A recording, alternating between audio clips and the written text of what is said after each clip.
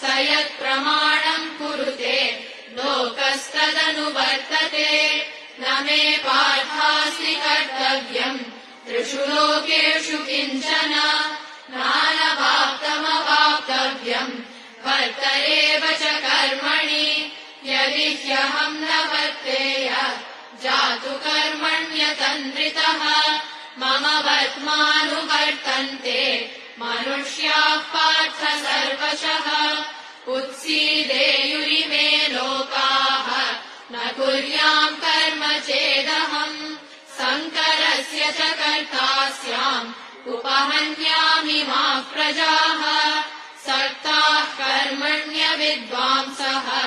यथा कुर्वन्ति भारत कुर्याद्विद्वांस्तथा सक्तः चिकीर्षुर्लोकसङ्ग्रहम् न बुद्धिभेदम् जनयेत् अज्ञानाम् कर्मसङ्गिनाम् जोषयेत् सर्वकर्माणि विद्वान् युक्तः समाचरन् प्रकृते क्रियमाणानि गुणैः कर्माणि सर्वशः अहङ्कारविमूढात्मा कर्ताहमिति मन्यते तत्त्ववित्तु महाबाहो गुणकर्मविभागयोः गुणा गुणेषु वर्तन्ते इति मत्वा न सज्जते प्रकृतेर्गुणसम्मूढाः सज्जन्ते गुणकर्मसु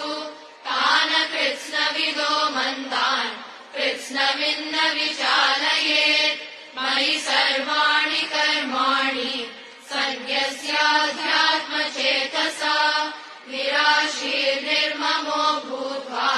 युध्यस्व विगतज्वरः ये मे मतमिदम् नित्यम् अनुतिष्ठन्ति मानवाः श्रद्धावन्तो न सूयन्तः मुच्यन्ते तेऽपि कर्मभिः ये त्वेतदभ्यसूयन्तः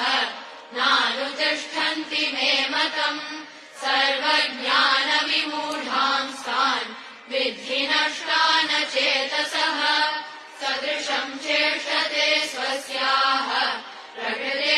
प्रकृतेर्ज्ञानवानपि प्रकृतिम् यान्ति भूतानि निग्रहः किम् करिष्यति इन्द्रियस्येन्द्रियस्यार्थे रागद्वेषौ व्यवस्थितौ तयोर्न वशमागच्छेत् तौ ह्यस्य परिपन्थिनौ श्रेयान् स्वधर्मो विगुणः परधर्मात् स्वनुष्ठितात् स्वधर्मे निधनम् श्रेयः